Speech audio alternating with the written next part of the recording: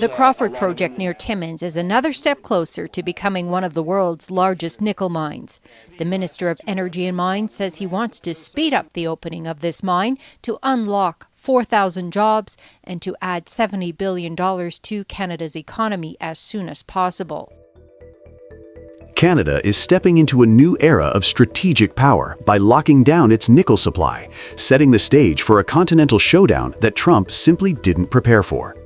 What happened in Timmins, Ontario, is far more than a mining update. With the Crawford Nickel project now fast-tracked under a rare joint approval from both Ottawa and Queen's Park, Canada has effectively declared that the age of passive resource extraction is over. The country is choosing to turn its mineral wealth into geopolitical leverage, and nickel is the sharpest tool in that transformation. The announcement revealed a deeper truth about the Canada-US relationship in 2026. As Donald Trump ramps up tariffs, pressures allies through infrastructure threats, and launches a $12 billion critical minerals push under Project Vault, he is discovering a problem he cannot tariff his way out of. The United States has almost no nickel of its own. Canada has it. Canada controls it. And in the words that define the day, Trump doesn't have nickel, and he's not getting Canada's nickel. Not a bloody chance. From this moment forward, nickel is not just a commodity. It is a dividing line in North America's industrial future, and Canada is making sure that line is drawn on its own terms. The Crawford project, led by Canada Nickel, has become the only mining operation in the country to receive a rare dual fast-track approval from both Prime Minister Mark Carney's federal government and Ontario's provincial government. This coordinated green light signals how strategically important nickel has become. The mine is projected to generate 4,000 jobs and contribute an estimated $70 billion over its lifespan, with operations targeted to begin in the fourth quarter of 2028. Unlike many resource developments of the past, this project secured meaningful support from Matachewan and Matagami First Nations, who emphasized that this partnership reflects a new era in which Indigenous voices shape the sustainability and governance of major projects. Their involvement gives the mine the social legitimacy that global investors increasingly demand. The political tone around the announcement, however, was unmistakable. When Ontario's mines minister linked Trump's 2025 embargo on Venezuelan oil to America's growing desperation for critical minerals, he delivered a message that resonated nationwide. The United States may flex its geopolitical muscles, but it cannot conjure up nickel deposits that simply do not exist within its borders. Crawford, in contrast, sits on one of the largest untapped nickel deposits in the world, and Canada intends to develop, process, and export it under its own terms. Nickel is no longer a background mineral. It is the essential input for high-density EV batteries, energy storage systems, and next-generation renewable infrastructure. While Trump talks about reshoring American industry, the hard truth is that the United States controls barely 1% of the world's high-grade nickel. Its processing capacity is even weaker, leaving the U.S. vulnerable to both price shocks and geopolitical competition. Canada, by contrast, holds vast reserves across Ontario, Quebec, and Newfoundland, and Crawford is poised to be one of the world's top producers. Washington can impose tariffs, threaten allies, or even attempt to redirect global flows through initiatives like Project Vault, but no policy can overcome geology. Nickel is physically in Canada, and now, thanks to the fast-track decision, Canada is accelerating its ability to convert that geological advantage into economic and geopolitical power. The White House has invested heavily in Project Vault, a U.S. $12 billion effort to secure global mineral supply. Yet the project exposes a problem the administration cannot escape. Even with cooperation from Australia and limited inroads into Southeast Asia, the U.S. is still forced to import the majority of its battery-grade minerals from markets where China maintains dominance. Processing capacity remains the fatal bottleneck. Canada's decision to process Crawford changes the game.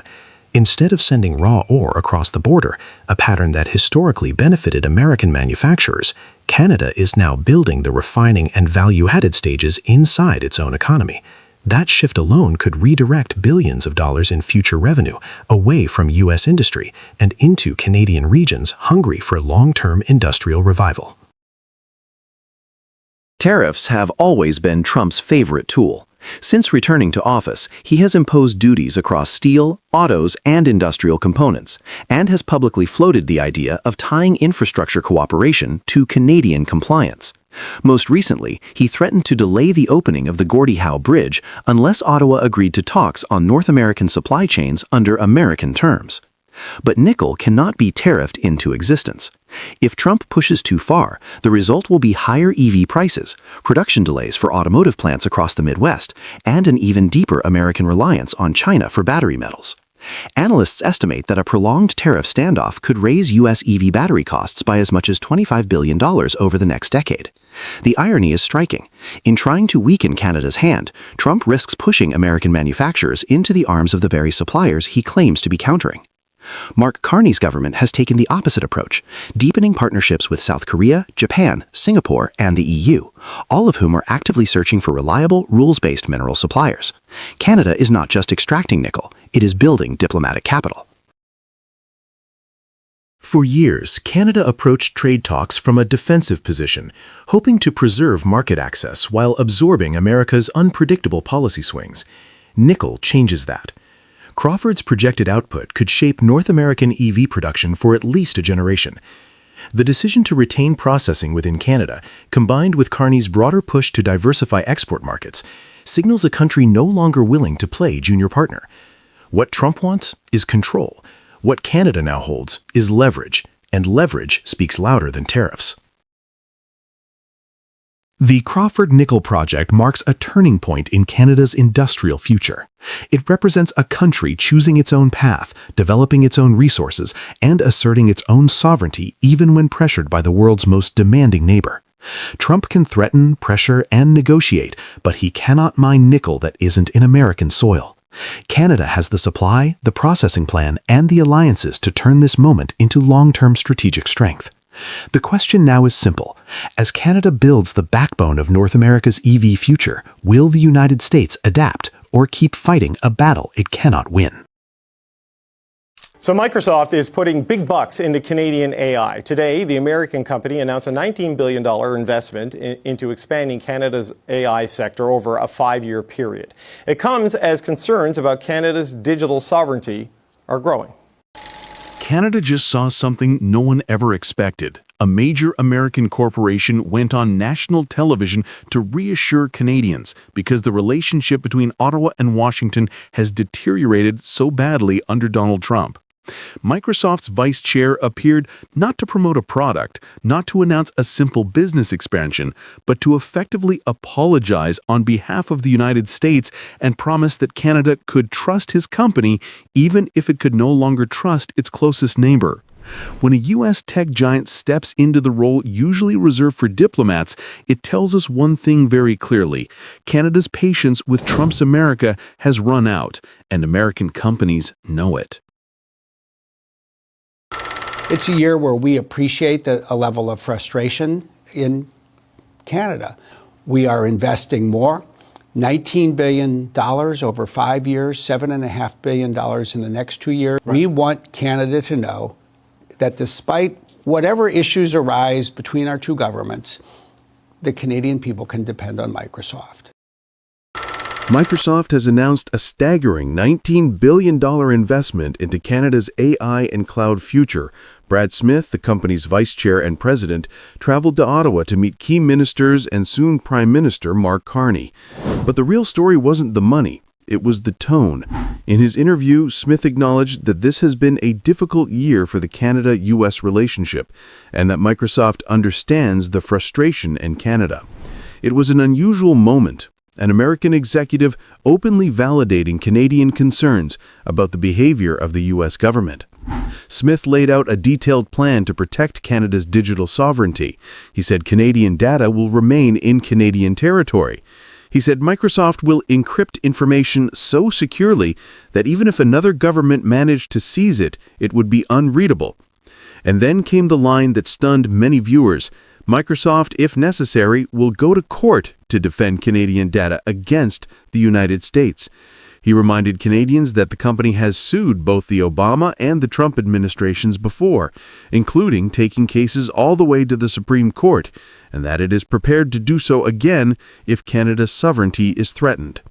Smith spoke with the tone of someone drawing a boundary, a promise that the political chaos in Washington would not interfere with Canadian rights, Canadian customers, or Canadian control over their own digital future.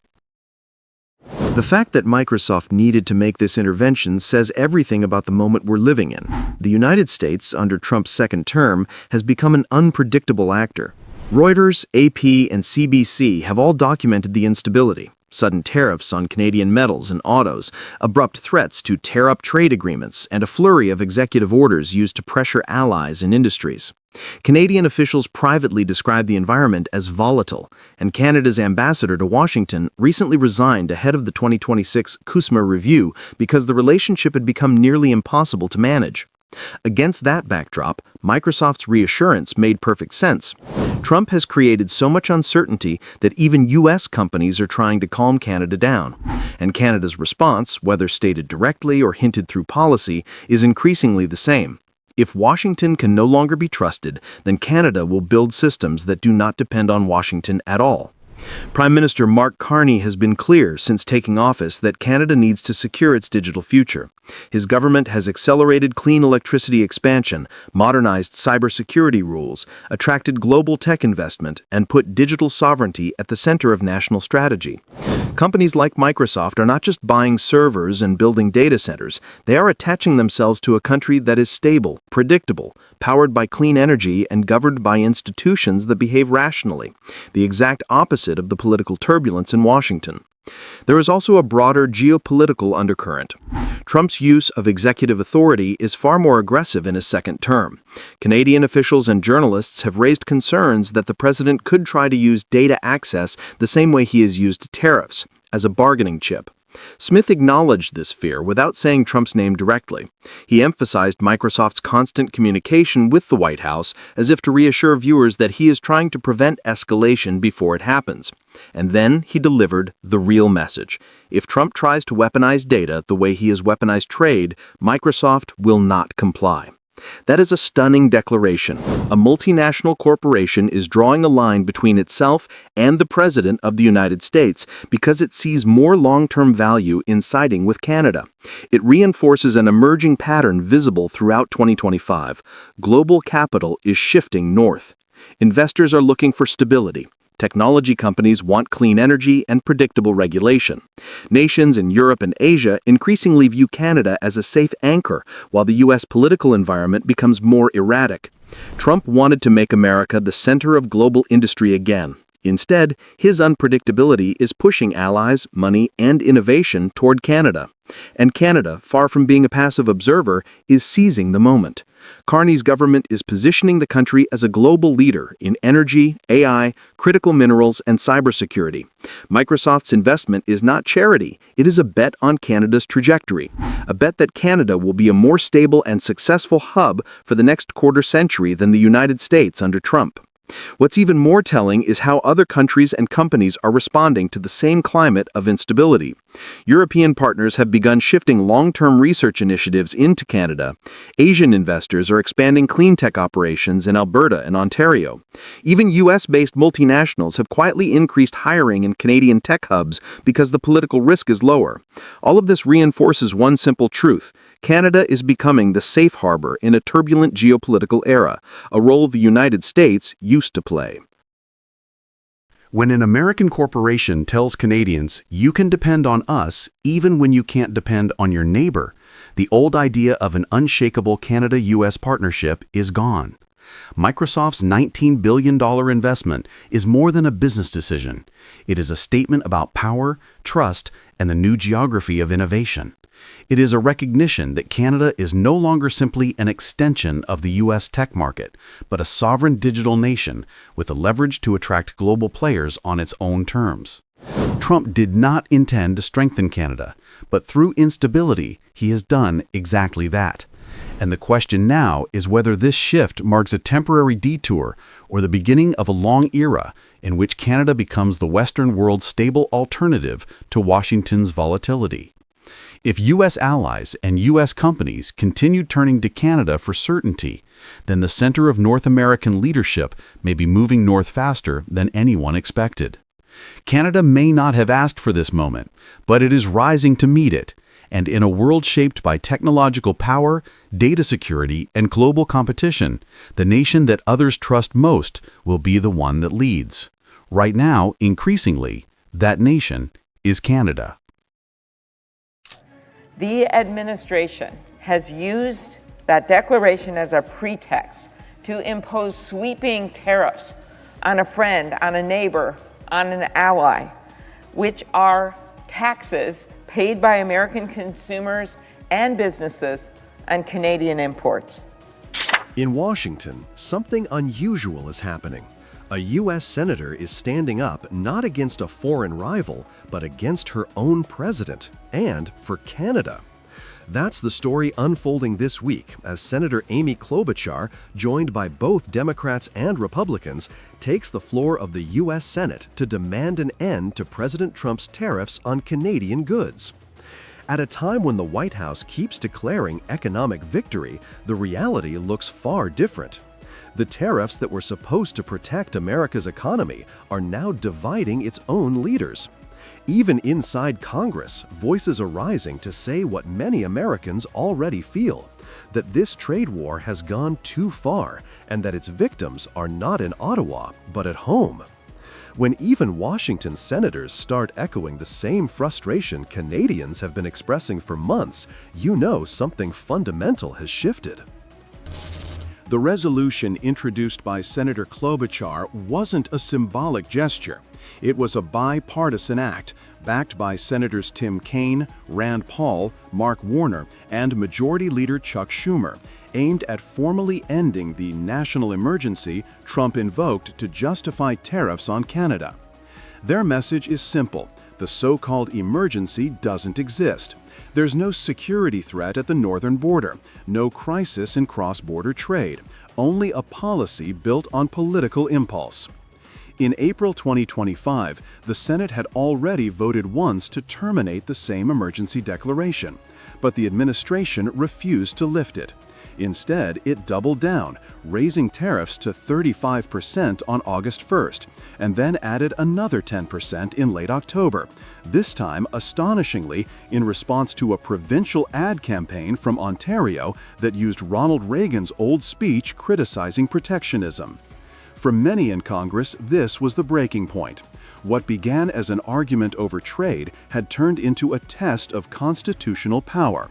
Lawmakers from both parties began to agree that tariffs imposed by presidential mood swings were destabilizing not just the economy, but America's credibility. It's rare to see Rand Paul and Chuck Schumer agree on anything, yet this time they did, because no matter where they stand politically, they could see that punishing Canada, a historic ally, was punishing America itself. Behind the politics lies a straightforward economic truth. Every tariff is a tax, one that American consumers and businesses pay first. Since the new tariffs began in March 2025, the costs have rippled across U.S. households and industries. According to data cited in the Senate hearing, the average American family is paying nearly $2,000 more per year for everyday goods. Small businesses and tourism towns near the border are feeling it most, with fewer visitors and rising costs for supplies. Aluminum cans, lumber, and farm equipment, all dependent on cross-border supply chains, have become more expensive not because of shortages, but because of policy. Economically, it's a loop that feeds itself. When the U.S. taxes imports from Canada, it drives up domestic prices, reduces consumer spending, and hurts exports in return. The problem isn't abstract. It's visible in empty stores along border towns and the 20% drop in Canadian visitors this year reported by state tourism boards. So while the administration calls these tariffs America First, the reality looks more like America turning on itself. North of the border, the response has been measured. Prime Minister Mark Carney, who met recently with several U.S. senators in Ottawa, has avoided escalation. Instead, he keeps stressing dialogue and long-term stability. During those meetings, Carney reportedly told lawmakers that the U.S.-Canada relationship has become mostly transactional. For many Canadians, that single phrase captured the current era perfectly. It signaled that Canada is no longer willing to define its economic identity through Washington's choices. In fact, each new tariff from the White House has only strengthened the case for diversification. Canadian trade missions are multiplying across Asia, and public sentiment at home has shifted sharply towards supporting Buy Canadian initiatives. While American politics seem locked in a cycle of tariff announcements and Senate rebellions, Ottawa's tone is calm, consistent, and confident. It's not the noise of confrontation that defines leadership, but the discipline to outlast it. Back in Washington, the debate is no longer about whether tariffs are good or bad. It's about limits on power, on law, and on the president's ability to use emergency authority to change trade policy at will. The Senate resolution that Klobuchar and her colleagues pushed forward marks one of the few times in recent memory that Congress has united across party lines to check executive power. The courts, too, are weighing in. A federal trade court panel, composed of judges appointed by 3 different presidents, unanimously ruled that the administration's broad use of emergency powers to impose these tariffs was unlawful under the 1977 National Emergencies Act. Their decision underscored a simple principle: Congress controls the power to tax, not the White House. Economically, the message is just as significant. It reflects a growing recognition that the stability of North American trade, built over decades through the US-Mexico-Canada Agreement, cannot survive under constant policy whiplash. When tariffs change 100 times in a single year, as trade groups testified, no company can plan investments or hiring. The revolt in Washington, then, isn't just political. It's a reminder that predictability is part of prosperity.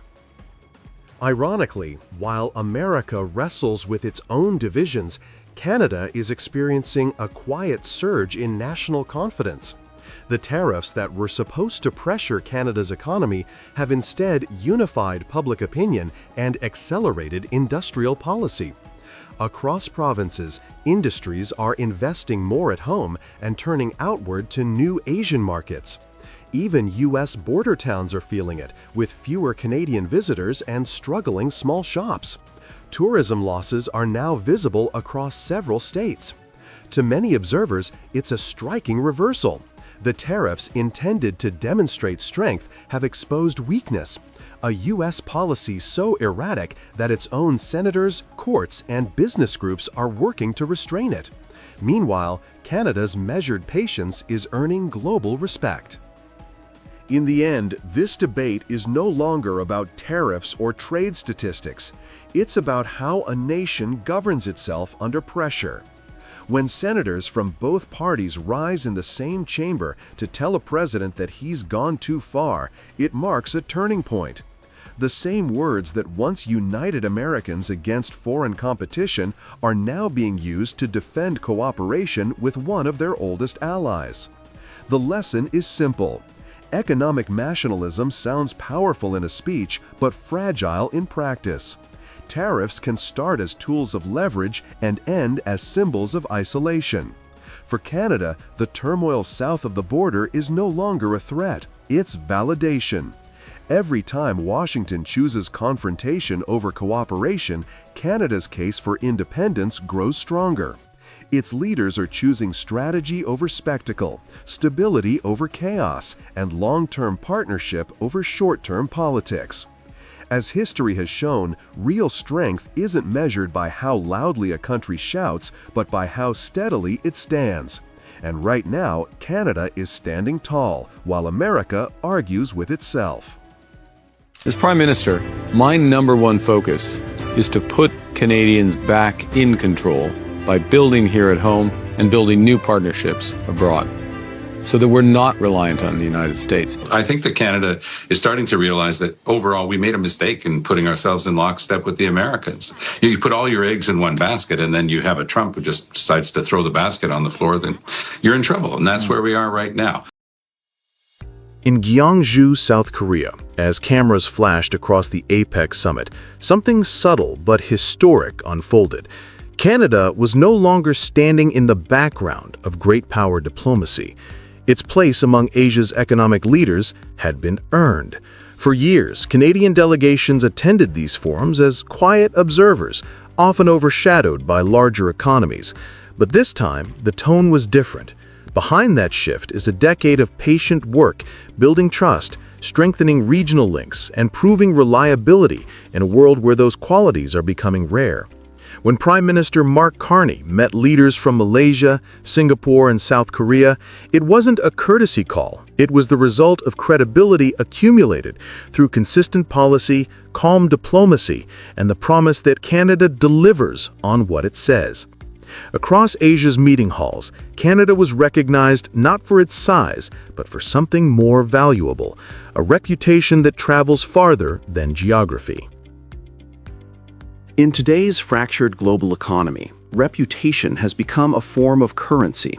When investors and governments look for partners who honor their word, reliability outweighs raw power. Canada's credibility has turned into its greatest export. Business councils across Southeast Asia describe Canada as a safe pair of hands, a country that keeps its markets open and its policies predictable even when others turn inward. The Canada-ASEAN Business Council, which has worked for more than 10 years to deepen economic ties, says that the groundwork is finally paying off. In 2024, trade between Canada and the Indo-Pacific region reached roughly $260 billion, according to Statistics Canada. Still far smaller than the $1.3 trillion Canada exchanges with the United States, but rising every quarter. What matters is the direction of travel. Canada is expanding where global growth is strongest and where long-term partnerships can be built on trust rather than turbulence. Reputation, once an abstract ideal, is now measurable in deals signed, meetings held, and markets opened. Prime Minister Carney's whirlwind tour of Malaysia, Singapore, and South Korea symbolized that new reality. In Kuala Lumpur, he met with ASEAN business leaders and described a world in transition, one where reliability counts more than rhetoric. His message resonated. For nations balancing between major powers, Canada offers a middle path: open trade without political strings, cooperation without confrontation. The numbers support this pivot. ASEAN, a bloc of 10 nations with more than 660 million people, is projected by the International Monetary Fund to be one of the fastest-growing regions through 2040. Over the past decade, Canadian firms have expanded quietly there in mining, agri-food, and clean energy projects that emphasize transparency and environmental standards. Carney's diplomacy is not about grandstanding. It is about planting flags of trust in economies that will define the next generation of global growth. Each handshake in Asia is a reminder that reputation built at home can open doors abroad. It's our country, it's your future, and we are going to give it back to you. Back in Ottawa, Carney's national address captured the deeper philosophy guiding this shift. "This is our country," he said. "It's your future." The speech wasn't about isolation, it was about self-reliance. For decades, Canada's prosperity was tied almost entirely to the United States. When the American economy stumbled, so did Canada's. Carney's goal is to break that dependency by strengthening what he calls the nation's economic sovereignty. His plan is straightforward, but ambitious. Federal spending will be restrained to free resources for what truly drives productivity: homes, ports, electricity grids, and industrial corridors that move goods to the world. The government aims to rebuild domestic capacity in steel, aluminum, and technology manufacturing. Today, only about 40% of the steel purchased in Canada is produced domestically, according to the Canadian Steel Producers Association. Carney's target is to lift that share through Buy Canadian procurement rules and incentives for local producers. The principle is clear: a country that builds at home earns respect abroad. A nation confident in its own capacity can negotiate globally from strength, not dependence. Canada's growing presence in Asia reflects more than trade policy. It signals a transformation in national identity. The country once viewed itself mainly as America's reliable neighbor. Now it is becoming a reliable partner to the world. Analysts point to the consistency of Canadian diplomacy, measured language, predictable regulation, and a willingness to mediate rather than polarize. Asian governments appreciate a partner that does not force them to choose sides. In places like Vietnam, the Philippines, and Indonesia, Canadian investment focuses on long-term industries, education, critical minerals, and infrastructure, areas that create shared value instead of dependency. The credibility of this approach rests heavily on leadership. Carney's background as a central banker and global economic advisor gives him unusual authority in financial and diplomatic circles. His command of detail, combined with a calm temperament, has made Canada's arguments carry weight far beyond its size. This influence wasn't inherited. It was earned through years of steady engagement, the same way Canada earned its seat at the Asian summit tables, where decisions about the next global economy are being shaped. Across the Pacific, Canada's reputation now carries a quiet strength. It is the strength of a nation that listens before it speaks, delivers before it promises, and builds before it boasts. The story unfolding is larger than a single trip or trade announcement. It is about a country redefining what leadership looks like in the 21st century. While others respond to uncertainty with fear, Canada responds with construction, with ports, power grids, and industries that connect its resources to global markets.